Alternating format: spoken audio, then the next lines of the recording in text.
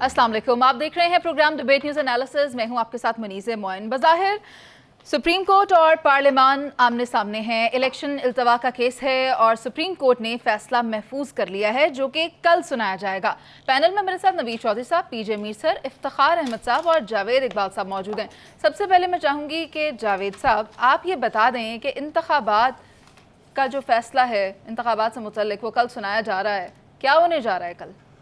देखिए, होना तो वही है जो आइन और कानून के मुताबिक होगा, क्योंकि जो इस वक्त आज की अगर मैं सारी ब्रीफिंग देखूं और चीफ जस्टिस के रिमार्क्स देखूं और जिस तरह हुकूमत के लॉयर्स ने अपने केस को पेश किया, उनके पास तो कोई रीज़न नहीं थी, कोई लॉजिक नहीं थी। 3 बुनियादी तौर पे सवालात थे जिन पे बातचीत हो रही थी। पहला सवाल ये था कि क्या 90 डेज़ के अंदर इलेक्शन होने चाहिए, तो अटार्नी जनरल साहब खामोश थे उस पर। दूसरा क्वेश्चन था कि क्या आप अखराजात के बारे में जब बात हुई तो उनके पास कोई रीज़न, कोई लॉजिक नहीं थी कि एक मुल्क जो 9500 अरब रुपए का जिसका बजट हो और वो 20 अरब रुपए नहीं इकट्ठे करता, 20 अरब नहीं स्पेयर कर सकता, इससे बड़ा मजाक इस कौम के साथ हो नहीं सकता। तीसरी आपने बात की सिक्योरिटी के मामला, जहां 6 लाख की फौज हो, सिविल आर्म फोर्सेस हो, पुलिस हो, हालात 2008 और 2013 से भी बेहतर हों और आप एक ऐसी लॉजिक दे रहे हैं कि हालात ऐसे नहीं हैं, तो सुप्रीम कोर्ट ने फिर पूछा कि आप जिन एरियाज़ में ऐसे हालात हैं तो आप उन हालात की बात, उन एरियाज़ की बात कर लें, इलेक्शन कैसे मुलतवी कर सकते हैं? तो हमारे मोहतरम अटॉर्नी जनरल के पास इसका भी कोई जवाब नहीं था। तो बुनियादी तौर पे तो देखा जाए तो हुकूमत जिस चक्कर में है कि इलेक्शन को किसी सूरत में ना होने दिया जाए, उसके अलावा उनके पास उसके लिए ना कोई उनके पास रीज़न है, ना लॉजिक है, सिवाय इस बात के जो मेरे मोहतरम तारड़ साहब और मेरे प्राइम मिनिस्टर साहब और हुकूमती बेंचों वाले बात करते हैं, जी सबकी आवाज़ सुनाई देनी चाहिए और अक्सरियत की बात होनी चाहिए। तो मैं अपने मोहतरम दोस्तों से क्वेश्चन करता हूं कि मोहतरम, पार्लियामेंट में तो आप अकेले ही अपनी आवाज़ें ऊंची ऊंची तकरीरों में कर रहे हो, उधर आपको कुछ दूसरों की आवाज़ सुनाई नहीं देनी? अच्छा, कौम जो 24 करोड़ अवाम इस वक्त जिस महंगाई के तूफान में दिन ब दिन धंस रही है, आपको उनकी आवाज़ नहीं सुनाई दे रही? पाकिस्तान में फैक्ट्रियां बंद हो गई, जीडीपी 1% से कम हो गई, महंगाई पर भी बात करेंगे। तो सिर्फ आपको सुप्रीम कोर्ट में अक्सरियत चाहिए, बाकी पूरे पाकिस्तान में सिर्फ आप चाहते हैं कि आपकी मर्जी की आवाज। जावेद साहब मेरी बात सुनिए, क्योंकि इनको अब चूंकि मर्जी की चीजें हो नहीं रही ना यार, इलेक्शन तो होने ना बहरहाल यार, हौसला करें, हौसला आप 2 मिनट हौसला करें। हौसले में है आपके पास झूठ बोल या पीडीएम की तरह आउट ऑफ ट्रैक हुए आप, इलेक्शन होंगे और मैंने तो बात नहीं की अभी, पाकिस्तान में इलेक्शन होंगे, अब बात तो करने दे मुझे। बात सुनिए, क्यों घबरा रहे हैं आप? फैसला सुबह आना आपको,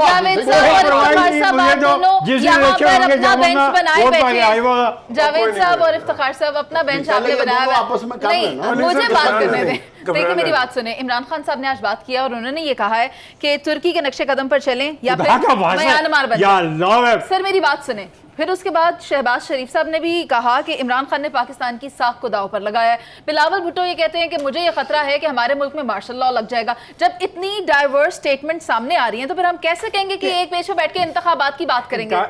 सर जावेद साहब उनसे ये सिर्फ 2 बातें इससे पूछे कि तुर्की का हवाला क्या है और म्यांमार का हवाला क्या है, बस। वैसे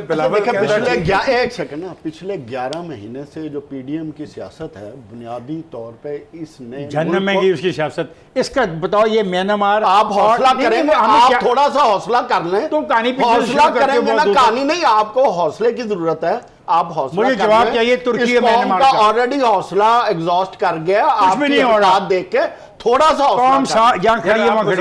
दोनों बैठ के आराम से देखिए। 11 महीने से इन्होंने जो पाकिस्तान का हाल किया है और दिन ब दिन इनसे ना मुल्क संभल रहा है, ना कौम संभल रही है, ना मैशत संभल रही है, और यहाँ तक के इन्होंने अदारों को भी टारगेट किया।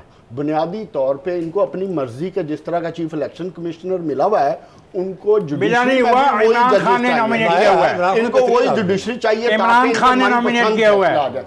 हो ये रहा है कि इमरान खान को अपनी पसंद की चीजें चाहिए, इस हुकूमत को अपनी मर्जी से इलेक्शन से भाग रहे हैं ये, ठीक है, ये चीज इलेक्शन चाहिए। हो के रहेगा। और चाहे अदारे डूब जाएं, अदारों का तसादम बढ़ जाए, इनको कोई परवाह नहीं है कि कौम कहां डूब जाए, मईशत इलेक्शन डूब जरूर जाए, होंगे। इनको कोई फर्क नहीं पड़ता, क्योंकि ये सब आंकड़े पड़े हैं। जावेद साहब, हमारे मुल्क में अगर हम देखें, एक तरफ 1% और एक तरफ 99%, ये 1% के बारे में कब सोचा जाएगा? और आप डॉलर को भी देख लें, वो 285 पर इस वक्त मौजूद है।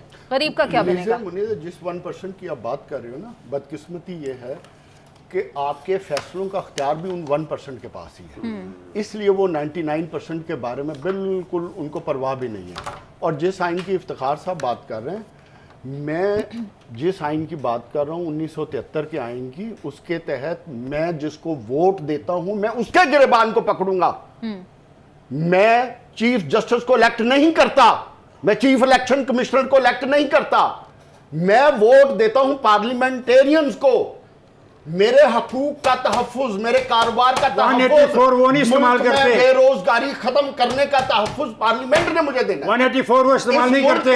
देखो ये हुकूमत आई थी, 184 वो इस्तेमाल नहीं करते। साहब एक सेकंड, ये हुकूमत आई थी मुल्क में मुआशी बहरान को खत्म करने के लिए। 184 इस्तेमाल करें। मुआशी बहरान से इस मुल्क को लेकर गए सियासी बहरान में, सियासी बहरान से निकाल के अब ये इस मुल्क को लेके जा रहे हैं आईनी बहरान। गरीबों को रोटी दो। 11 महीने की हुकूमत ने स्वाय इस कौम को बर्बाद करने के ये जो आइन का रोजाना शोर मचाते हैं, इनसे पूछे ना 300 रुपए का डॉलर क्यों हुआ है इस हुकूमत में? इनसे सवाल किया जाए कि ये जो हुकूमत बैठी है 1% वाले, ये कौन, वो उनको कौन से आइन की परवाह है? उनको आपकी परवाह नहीं है, 90% अवाम की परवाह नहीं है, तो वो इस आइन की परवाह करेंगे? जी, मैं तो उनको कहता हूं, आइन भी वो चाहिए, जजेस भी वो चाहिए, हर चीज वो चाहिए। बहुत शुक्रिया आपका जावेद साहब, में रख सके, इफ्तिखार अहमद साहब, मर्जी नवीद चौधरी साहब और पीजे मीर साहब।